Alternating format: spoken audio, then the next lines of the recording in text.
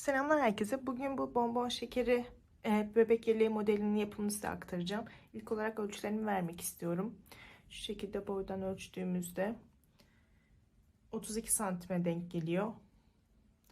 İki kol arasındaki uzaklık 29,5 santim. Kol altına bakacak olursak da 21 santim diyebiliriz. Bu modeli 3-6 aylıktan itibaren 1 yaşına kadar, 1 yaşından da biraz daha ileri seviyede kullanabiliriz. Kullandığım malzemeler ise bu şekilde 100 gram 250 metre uzunluğunda bebek örgü modelleri için kullanılan bir ip ve 4 numara şişimi kullandım. Ben erkek bebekleri için ördüğümden bu modelimin rengini lacivert olarak tercih ettim, ama siz başka türde tercih edebilirsiniz. Erkek modeller için de genelde düğme deliklerini bu şekilde ön yüzde sağ taraftan koymaya çalışıyoruz. Şimdi yavaştan yapımıza geçelim. İlk olarak 70 ilmekle ben modelime başlıyorum. Yukarıdan aşağıya, daha doğrusu yaka kısmından başlayıp kol evini ilerletip kol ayrımını yaptıktan sonra gövde örümünü yapıp bırakacağız. 70 ilmeğimizi atalım. Şu yaka kısmında var olan 4 sıra, şu ilk sıramız zaten bizim şimdi yapacağımız sıra. Sonrasında 4 diş haroşa kadar toplam 8 sıra örüp gelelim. Ben ilmeği nasıl attığımı da biraz göstermek istiyorum ki hani başlangıç seviyesine de hitap edebilmek için. İpimi bu şekilde biraz uzunca bir kısmını ayırdım. Tam şu ortadan şişimi geçiriyorum. Ellerimi bu şekilde yaptıktan sonra şuradan geçip şu ilmeği alıp geri çıkıyorum. 2 tane oldu bile. Girip geri çıkıp 3. ilmeğimi atıyorum. 4. Bu şekilde 70 tane ilmeğimizi atalım.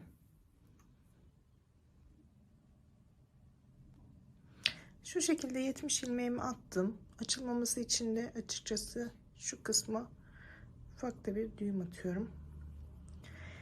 İlk sıralarımızı her zaman örmeden alıyoruz.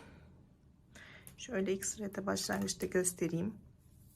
Aslında 4 haroşa dişi kadar düz örgü yapacağız. Şöyle ilk ilmeğimi bu şekilde aldım. Ben haroşayı kastederken aslında ön yüzde ipimi şu şekilde yukarıdan aldığım ve bu şekilde ördüğüm yerleri ben haroşa olarak isimlendiriyorum. Düzde eğer ipimi düz dediğimde şu şekilde aşağıdan alıyorum, ama haroşada şu şekilde yukarıdan alarak ilerletiyorum. Bu şekilde bir sonraki sıraya geçtiğimde ipi almam ilmekten biraz daha kolaylaşıyor diyebilirim. Bu şekilde sıra sonuna kadar örüp daha sonrasında önlü arkalı toplam 8 sıra kadar örüp gelelim. Evet arkadaşlar, şu an 4 sıra haroşamızı ördük.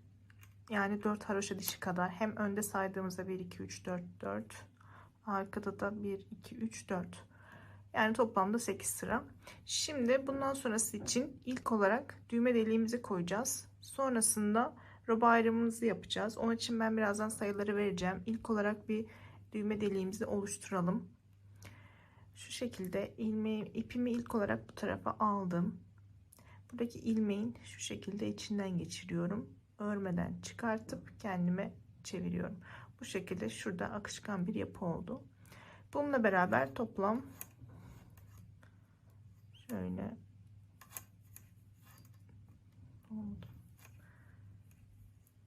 2 3 4 tane ördükten sonra delik oluşması için ilk olarak bir tane boşta ilmek alıyorum. İlmeğimi aldım. Burada ilmek arttırdığımız için bu ikisini beraber alarak kesme yapmamız gerekiyor. Bu ikisini beraber alıp kestim. Şu anda ilmeğim 1 2 3 4 5 6 oldu. 7 olması gerekiyordu. Şu şekilde 7'mizi de yaptık. Şu an düğme deliğimiz tamam. Şimdi roba ayrımına bakalım.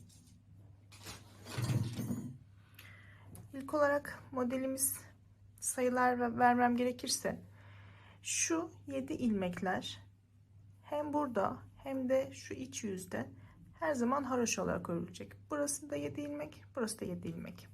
Sonrasında şu yaka kısımları için şöyle sayılarımı da belirledim. Şu an 9. sıradayız. İlk 7'si ve son 7'si bizim haroşamız. Haroşa için kullandığımız için kalan ikinci 7 aslında şuradaki ön kısım. Burada 7 ilmeğimiz var. Sonrasında bir ilmeği arttırma ilmeği olarak belirliyoruz. Ben bu arttırma ilmekleri için bir tane işaretleyici ayırdım kendime. Hani hep aynı noktada arttırmalarımızı yapabilmek için. Bunları dilerseniz baştan sayıp bu şekilde şu arttırma yerlerine koyabilirsiniz. Ya da ben birazdan örerken koyacağım. Benimle beraber de ekleyebilirsiniz. Sonrasında şu arttırma yerimizden sonra şu şekilde kol kısmı için 9 ilmeğimiz var. Tekrardan bir arttırma noktası. Arka için 20, tekrardan arttırma, kol için 9, tekrar arttırma, tekrar şuradaki ön 7 ilmek ve tekrardan 7 haroşamız. Toplam bu şekilde 70 ilmekle başladık. Her bir arttırma noktasında bu arttırma ilmeğinin bir önünde bir de bir arkasında, yani bu arttırma noktası için 2 kere arttırma yapacağız. Bu sıra için 1, 2, 3, 4 ikişer kere arttıracağımız için toplam 8 arttırma olacak. 9. sırada arttırmamızı yapıyoruz. Arka kısmı ters öreceğiz. Herhangi bir arttırma veya azaltma yapmadan. Bir sonraki kısım sadece ters örülecek. Sonra tekrar arttırma, tekrar ters, arttırma, ters derken örüntümüzü bu şekilde ta ki 13. arttırmamıza kadar devam edeceğiz. Orada düğme deliğini koyacağız. Sonra 14. arttırmamızı yapınca da tekrar bir araya geliriz kol kısmı için. Şimdi işaretleyicilerimizi koyalım. İlk olarak 7 sıra haroşamızı ördük. Şimdi ön yüzdeki 7 şu şekilde. Şimdi ön yüzdeki ilk 7 ilmeğimizi düz örelim. Haroşada dediğim gibi şu şekilde ipi yukarıdan alırken düz ördüğümüzde ipi bu şekilde ben aşağıdan alıyorum ki daha düzgün bir görüntü olsun. 1 2 3 4 5 6 7. Şimdi bundan sonrası için işaretleyicimizi koyalım. Doğrudan ilmeğin kendisine değil de bir alt ilmeğine yerleştiriyorum. Çünkü bu ilmeği öreceğiz.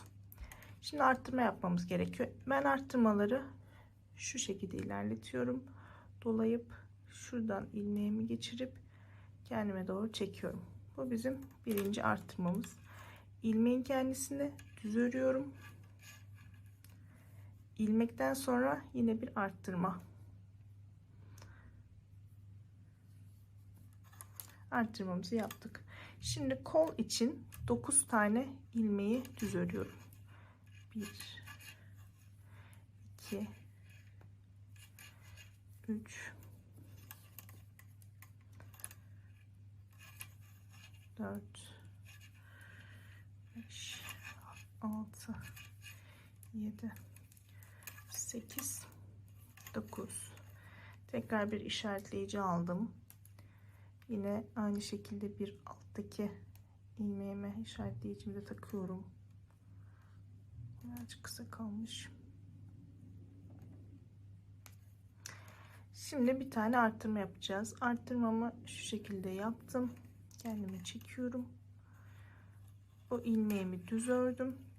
Şimdi tekrardan bir ilmek daha arttırdım. Şimdi arka kısım için 20 ilmek. 20 ilmeğimizi düz bir şekilde örelim. Ön yüzde arttırmalar boyunca her zaman düz, arka yüze ters öreceğiz. Şu şekilde 20 tane ilmeğimizi örelim.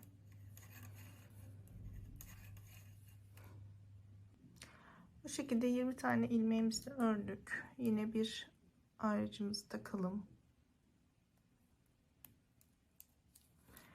Bunun bir önünde arttırmamızı yaptık.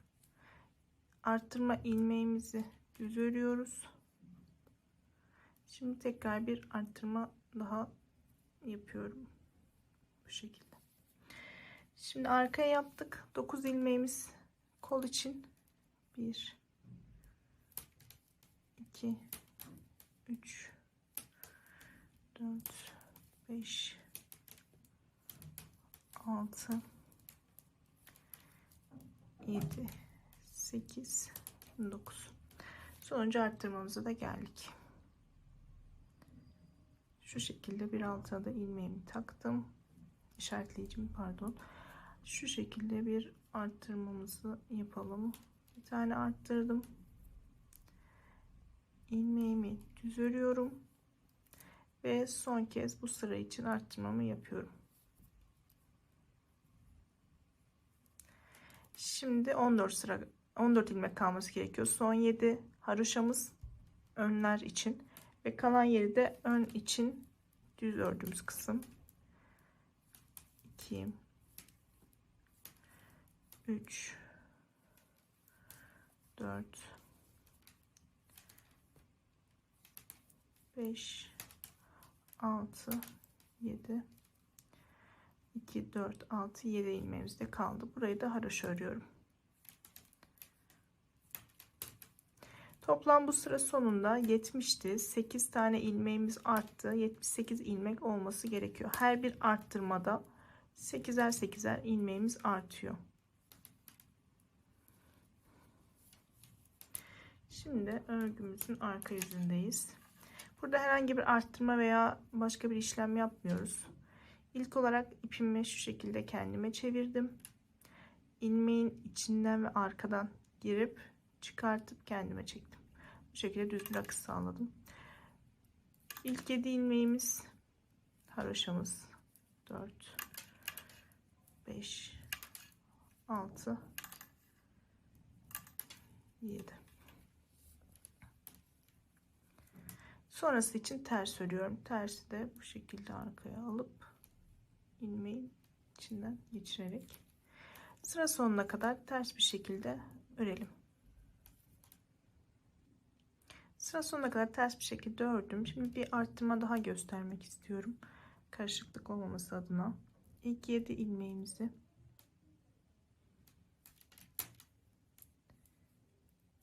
haroşa olarak örüyoruz. Arttırma noktamıza kadar örelim. 2 3 4 5 6. Bunu haroşa ördüm 7. Şimdi sonraki arttırma noktamıza kadar düz bir şekilde örüyoruz.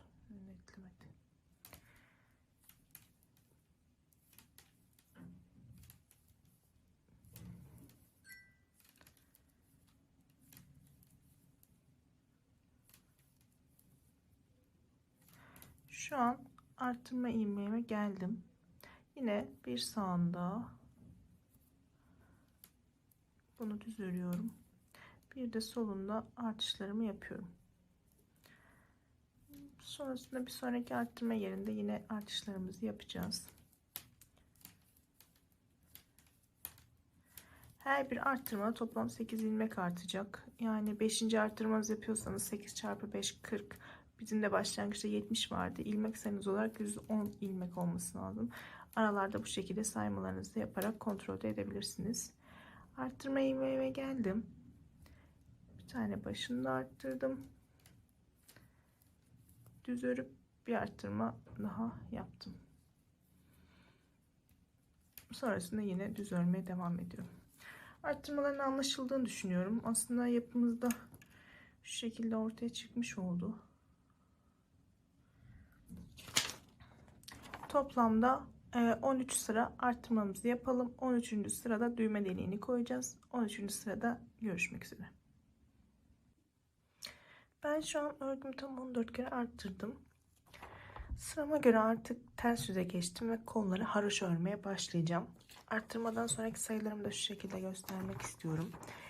7 ilmek ön yüzdeki haroşamız, 21 ilmek direkt ön yüz, bir tane arttırma yerimiz, 37 ilmeği kol için ayırdık, bir yine arttırmamız, 48 arka ilmek, bir yine arttırma, 37 kol, 21 ön, 7 de haroşamız. Şimdi burada aslında arttırma yerlerinin arasında kalan şu kol için ayırdığımız ilmekleri arka yüzde ve ön yüzde hep haroşa olarak öreceğiz. Bir yandan da arttırma yapmaya devam edeceğiz. Şöyle söyleyeyim, arttırma yerleri arasındaki sadece bu 37 ilmeğimiz bizim haroşa örülecek ve biz bunu 15. arttırma, 16. arttırma ve 17. arttırmada da tekrar edeceğiz. 17. arttırmanın arka yüzünde de kol için kesme işlemini yapacağız. Şimdi buna başlayalım.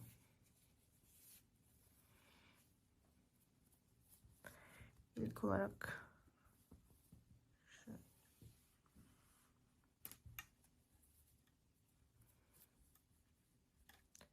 ilk 7 ilmeğimizi örelim.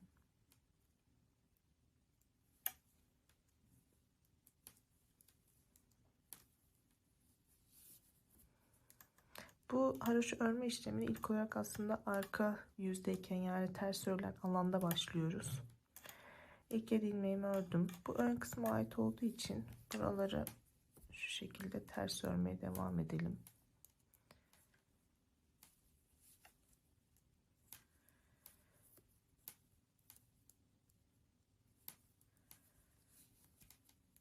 Burada şu an ördüğüm ters ilmek sayısı ön yüz için 21. Siz de bir yandan sayılarınızı kontrol edebilirsiniz. 14. kez arttırma yaptık.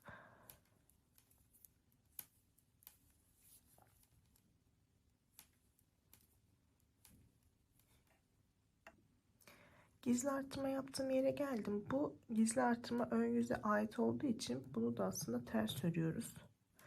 Arttırma noktalarını her yerde ters örüyoruz. Arttırma noktaları dahil değil. Şimdi kol kısmı için şu diğer arttırmaya kadar buraları hep haroşa öreceğim. İlk arttırdığımız bu gizli arttırma yeri de dahil haroşa örüyoruz. Bu zaten gizli arttırmada bizim 37. ilmeğimize denk geliyor. Şöyle haroşamız 1 2 3, bir yandan sayısını sayabilirsiniz. Toplamda 37 ilmek haroşamızı örelim.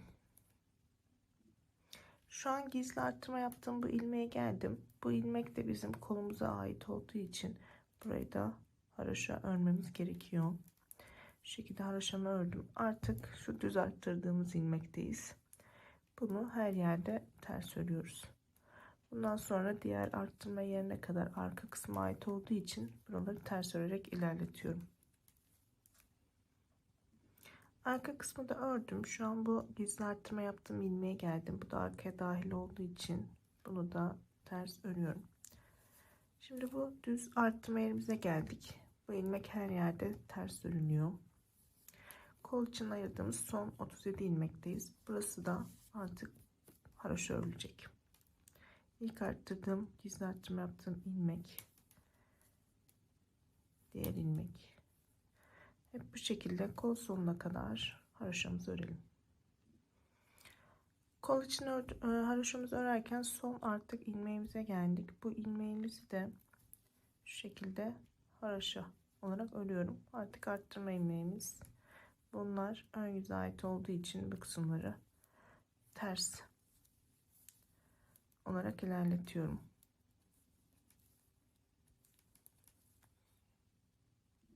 Sıra sonuna kadar geldim. Bu arada burada düğme deliğimiz vardı. Onun da sıralaması şu şekilde 13. arttırmada düğme deliğini koymuştuk. Onu belki bahsetmediysem atlamak için tekrar hatırlatmak istedim. 13. arttırmada düğme deliğimizi koyduk. Hatta bu sırayla beraber de üstüne 2 diş kadar da devam etmiş olduk. Şimdi 15. arttırmamıza geçiyoruz. Bir yandan hem arttırmayı hem de kol kısmı için haroşayı tekrar göstereyim. İlk 7 ilmeğimiz haroşam.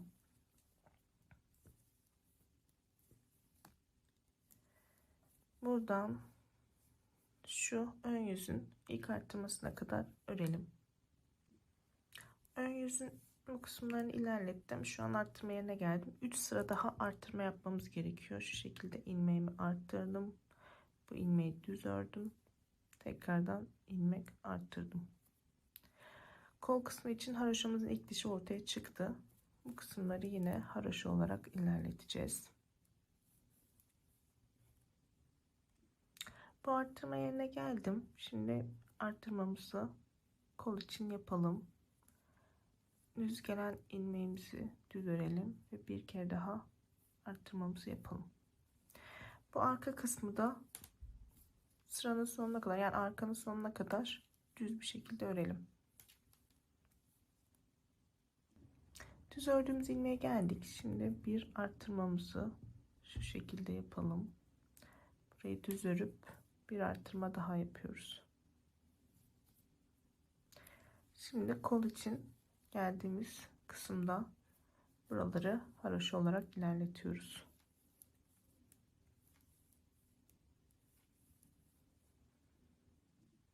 Kolda haroşa ördüm. Artık son arttırma yerine geldim. Şu şekilde bir ilmek arttıralım. Arttırma yerimizi düz örelim ve bir ilmek daha arttıralım. Şimdi artık ön kısımlarımızı düz olarak örebiliriz. Şimdi arka sıraya geçtiğimizde de aslında bir önceki yerde tekrar yaptıklarımızı ilerleteceğiz. Kol kısmımızı haroşa öreceğiz. 2 sıra daha, şu an biz 15. arttırmayı yaptık. 16 ve 17. sırada da arttırmamızı yapacağız. 17. sıranın arttırmasının arka kısmında, yani ters örgüye geçtiğimizde de kesme yapmak için buluşalım. Şu an modelimi tam 17 kez arttırdım. 17 kez arttırmayı yaptım. Buradaki haroşalarımıza da kol kısmı için bakacak olursak 1, 2, 3. haroşadayız. Artık 4.'ye geçiyoruz ve bu kol kısmını kesmemiz lazım. Bu 42. sırada ben şu an kesme yapacağım. Daha sonrasında da birleştirme olarak devam edeceğiz. Arka yüzden kesmemi yapıyorum. Kesmemi yaparken de aslında arka yüzde yaptığımız için bir yandan da ön dişte haroşa sayısında aslında bir tane de artmış olacak. İlk olarak 7 ilmeğimizi ilerletelim.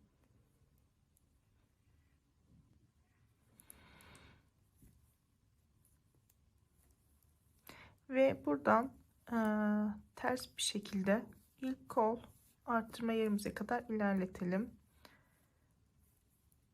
Şu an arkada olduğum için bu kısımları, yani ön yüzü ters olarak ilerletiyorum.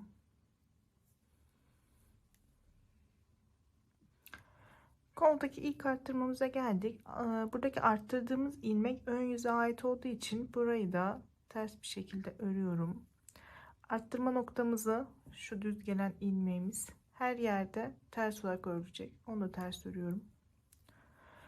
Ve diğer arttırdığımız ilmek de burada. Artık bu ilmekten sonrasını kesmemiz gerekiyor. Ben kesme işlemini de göstereyim. Orada kesmede hep ikişerli ilmekleri alıp beraber örüyorum. Şu ilk olarak arttırdığım ilmek ve onun yanındaki ilmek. Şu an 2 tane ilmek var. 1 ve 2. Bu ikisini beraber alıyorum ve örüyorum. Bu ördüğüm ilmeği de tekrar geçirip bir yandaki ilmeği de beraber alıp şu 2 tanesini geçiriyorum. Tekrar göstereyim. İçinden geçirdim. Bu şekilde kol sonuna kadar ilerletelim.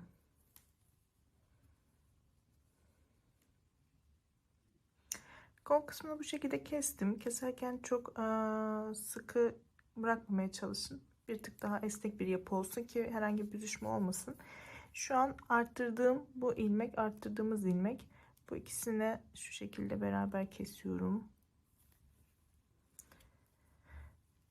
Bu da bizim düz takip ettiğimiz arttırma noktamız. Bunu da bu ilmekle birleştirip tek bir ilmek elde etmemiz gerekiyor. Bunu da şu şekilde ikisini beraber örerek kesiyorum. Şöyle de belirtebilirim aslında. Şu an kol kesme kısmındayız. Ön kısımda 7 ve 24 ilmeğimiz vardı. Bir arttırma yeri. Biz şu an 43'ü kestik. Haliyle arttırdığımız bu 1 ve bu 1'i birleştiriyoruz. Şu 43'ü kesiyoruz. Bu 43'ü de kesiyoruz. Kalan ilmek sayımızda 120 olması gerekiyor. Kol kesme işleminden sonra da sayıları kontrol edersiniz. Buradaki çünkü sayılarımız bir tık daha kritik. Burayı kestikten sonra artık elimizde bir tane kalmış oldu. Bu da bizim arttırma yerimiz.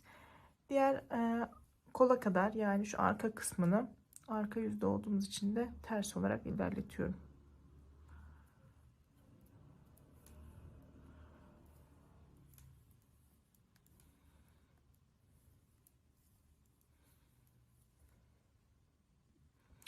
Arkayı da arttırdığımız bu ilmeğe kadar geldim. Bu arttırdığımız ilmek de arkaya dahil olduğu için bunu da şu şekilde ters örüyorum. Bu düz gelen ilmeğimizi, onu da ters örerek arkaya dahil ediyoruz. Diğer arttırdığımız bu ilmekten itibaren kesmemiz lazım. Kesmeyi bir kere daha göstereyim. Bu ilmeği ve yanındaki ilmeği, ikisini beraber alıyorum. Bu ilmeği tekrar şişme takarak Sonrasında şu ikisini beraber alıyorum. Bir daha takıyorum. Bu ikisini beraber alıyorum. Buradaki son arttırdığım ilmeğe kadar geldim. Bunu da kesiyoruz.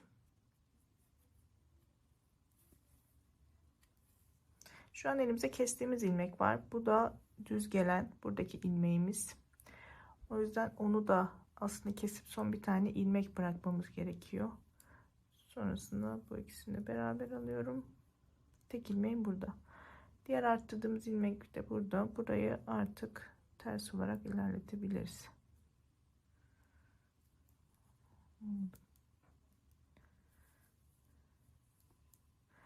Burasının kesmesine bitirdiğimiz için şişimizde kalan ilmek sayısının 120 olması gerekiyor. Bir kere daha sayıları kontrol ederseniz model kurulumundan önce daha iyi olacaktır.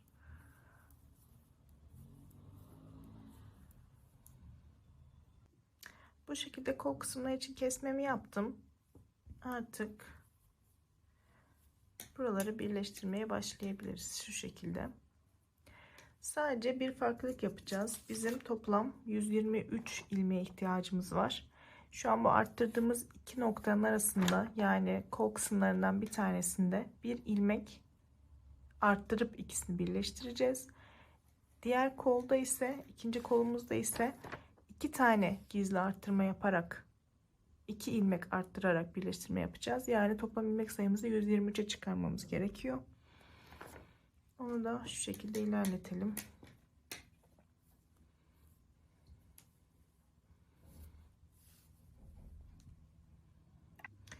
Ön kısmımı sıra sonuna kadar düz bir şekilde ördüm. Şimdi şu iki noktayı birleştirirken araya bir tane arttırma koyacağız. Şu şekilde kolda göstermiş olayım. Arttırmamızı bir ilmek arttıralım. Sonrasında diğer tarafa da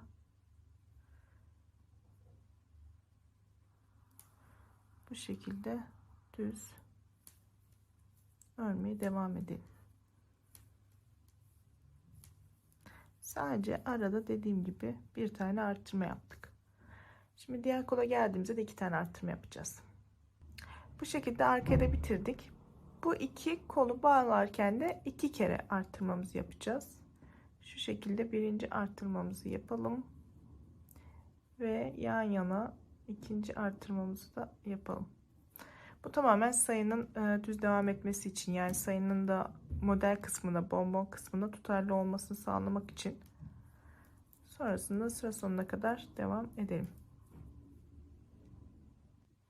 Sıra sonuna kadar geldik. Buradaki arka yüzde bütün ilmeklerimizi, ilk 7 sıramız tabii ki haroşa olacak.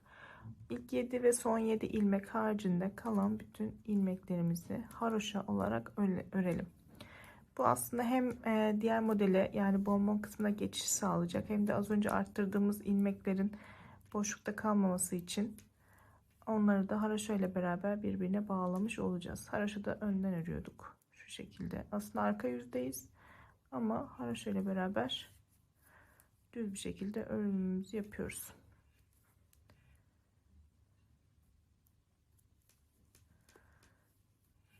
Bu da hem şu kısımda diş görünümünün oluşmasını sağlayacak. Sıra sonuna kadar bu şekilde örelim.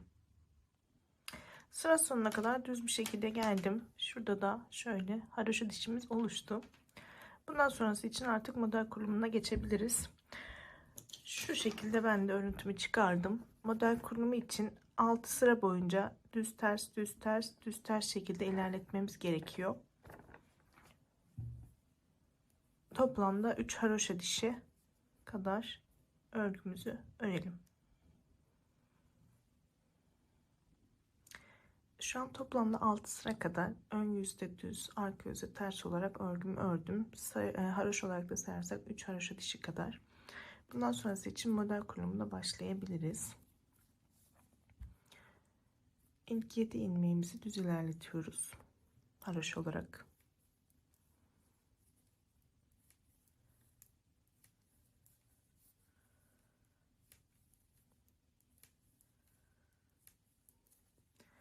İlk 7 ilmeği bitirdikten sonra modelimizi ilk olarak bu ilmekten, yani 8. ilmekten başlatıyoruz.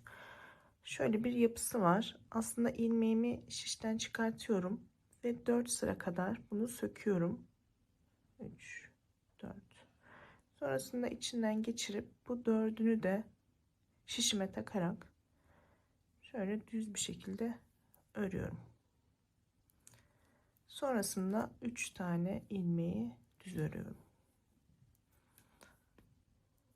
Aslında hep bu 4 ilmeğin tekrar şeklinde ilerletebiliriz. Bir kere daha göstereyim. İlmeğimi şişten çıkardım. 1, 2, 3, 4 diş söktüm. İçinden geçirdim. Bu dördünü de şişime alıyorum. Bir tanesi bile atlarsa bozulmalar yapabilir. Dördünü de şişime aldım. Şu şekilde ipimi de geçirip içinden geçirdim. Ve 3 tane düz. Tekrardan çıkardım. 1, 2, 3, 4 sıra söktüm. İçinden geçirdim. Bu şekilde düz aldım. Bu şekilde sıra sonuna kadar ilerletelim. Modelimi kurdum. Son 8 ilmeğimiz kaldı. Buradaki ilk 7 ilmeğimiz haroşaydı. O yüzden aslında sonuncu ilmeği de model kurmamız gerekiyor. Şu şekilde 4 sıra bunu söktüm. İçinden geçiriyorum ve dördünü beraber düz bir şekilde alıyorum. Sonra 7 haroşamızı örüyoruz. Burada aslında ilk model kurulumumuzu yaptık. Şu şekilde bitirelim. Burada aslında model kurulumumuzu yaptık. Yavaştan bu bonbon da ortaya çıkmaya başladı. Bundan sonrası için aslında bir örüntü takip edeceğiz. Örüntümüz de şu şekilde. Biz 6 sıra boyunca düz ters düz ters düz ters örgümüzü ördükten sonra modelimizi kurduk ve modeli kurarken de ilk ilmekten itibaren sökmeye başladık ve aralarda hep üçer ilmek bıraktık. Şimdi ters düz ters düz ters 5 sıra öreceğiz. Bu zaten bizim ördüğümüz düz sıraydı. Bununla beraber şu 6 sırayı örüp ikinci model kurulumu için bir araya gelelim. Yani 5 sıramız daha var. Ters düz ters düz ters örüp ön yüzde düz örgüde görüşelim. Toplamda 6 sıra daha ördüm. Haroşa olarak da sayacak olursak ilk haroşamız ilk model için 3. sıradaydı. Üstüne 1, 2, 3 haroşa dişi daha kadar ördüm. Model üzerinden de sayacak olursak aslında ilk modelimiz buradaki uzun ilmek. Onun üzerine 5 sıra daha gittik. Şu an 6. sıradayız. Ben bir yandan da daha rahat sayabilmek için bu şekilde yazıp tikler atarak ilerletiyorum. Model kurulumundan sonra ters düz ters düz ters olacak şekilde 5 sıra ördük. Şu an 6. sıraya geldik. 6. sırada hem modelimizi kuracağız hem düğme deliğini bırakacağız. İlk olarak düğme deliğini bırakalım. İlk ilmeğimi düz aldım örmeden. 2, 3, 4. Sonrasında ilmeğimi doluyorum örmeden.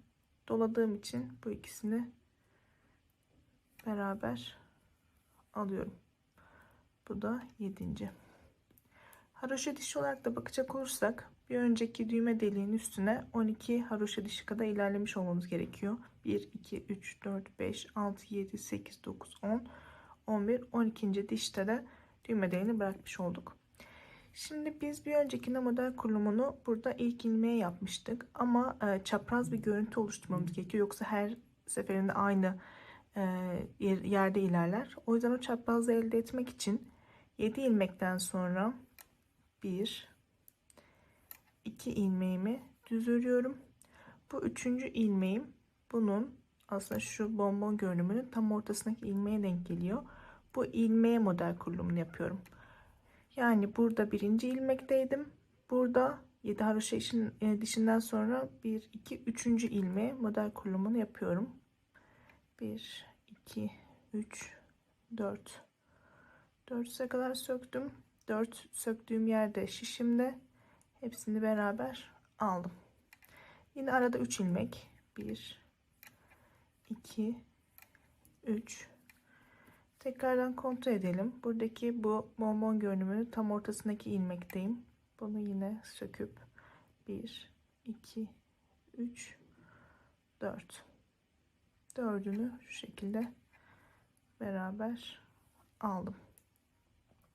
Sıra sonuna kadar bu şekilde model kurulumuza devam edelim. Bundan sonrası için bu birinci ilmek yaptığımız bonbon modeli, üçüncü ilmeğin üzerine kurduğumuz bonbon modeli. Bu aslında bizim ikinci modelimize denk geliyor ve üçüncü ilmekten alıyoruz. Bir sonraki model kurulumuz için yine ters düz ters düz ters 5 sıra ördükten sonra 6. sırada model kurulumunu yapıyoruz. Yine ilk başta yaptığımız gibi birinci ilmekten, yani 7 haroşadan sonra 8. ilmekten model kurulumumuza başlıyoruz. Bir sonraki modelimiz 3. ilmek, sonrasında yine tekrar ilk ilmek, bu şekilde ilerletiyoruz. 6. bonbon modelimizde düğme deliğini koyacağız. Bir de 10. bonbon modelinde düğme deliğimizi koyacağız. Bu şekilde şöyle resminde çekebilirsiniz. Burada 10. bonbon modelinize kadar yapalım. Sonrasında bitirmek için bir araya gelelim. Modelimi toplamda 10 bonbon modeli kadar ördüm. Şu şekilde sayabiliriz. 1, 2, 3, 4, 5, 6, 7, 8, 9 ve 10'uncudayım. 10. bonbon modelini ördükten sonra arka sırada da bir sıra kadar ters bir şekilde örgümü ilerlettim. Bundan sonrası için artık haroşa örgülerimize geçebiliriz. Toplamda 7 sıra daha haroşa örüp son sırada, yani 8. haroşamızda da haroşa örerek kesmemizi yapacağız. Yani haroşa diş olarak da söylemem gerekirse 4 diş haroşa olarak örüp bitirebiliriz. Onu da şu şekilde göstereyim. İlk ilmeğimi örmeden düz bir şekilde alıyorum. Artık toplamda 7 sıra boyunca hem ön yüzde hem de arka yüzde haroşamızı örerek ilerletelim. Düz ördüğümüz kısımları artık haroşa olarak örüyorum. Toplamda 7 sıra kadar haroşamı ördüm. Yani 3 diş oldu. Şu an 8. sıraya geçiyorum. Bununla beraber de aslında 4. haroşa dişimiz de oluşmuş olacak. Bir yandan da ters yüzdeyken kesmemizi yapabiliriz. Kesme işlemini ben şu şekilde yapıyorum. 2 ilmeği beraber alıp oluşan 2 tek ilmeği de diğerinin yanına koyup ikişer ikişer almaya başlıyorum. Bu ilmeği şişime geçirdim. Yanındaki ilmeği aldım. İkisini beraber aldım. Sıra sonuna kadar bu şekilde kesmemizi yapabiliriz. Kesme işlemini yaparken çok sıkı tutmamaya çalışın. Hem şu şekilde önde 4. haroşa dişimiz oluştu, hem de daha esnek bir yapı var. Son 3 ilmeğe kadar kesme işlemimi yaptım. Bu son 3'ünü de beraber ilerletelim. Yine şu 2 ilmeğimi beraber alıyorum. İlmeğimi taktım. Bu ikisini tekrar beraber alıyorum.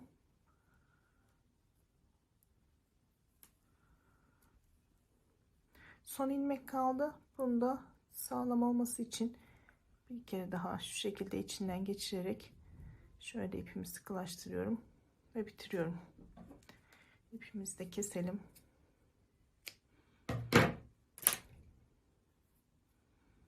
Bunu daha sonrasında gizliyor oluruz. Şu şekilde modelimizi de bitirmiş olduk. Toplamda 5 düğme deliği kadar bir alan ayırdık.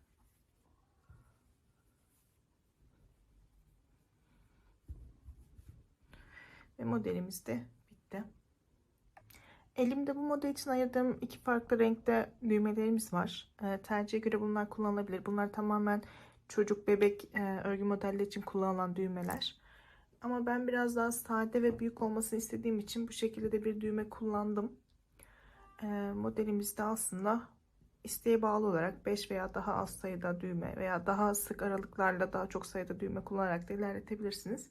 İzlediğiniz için teşekkür ederim.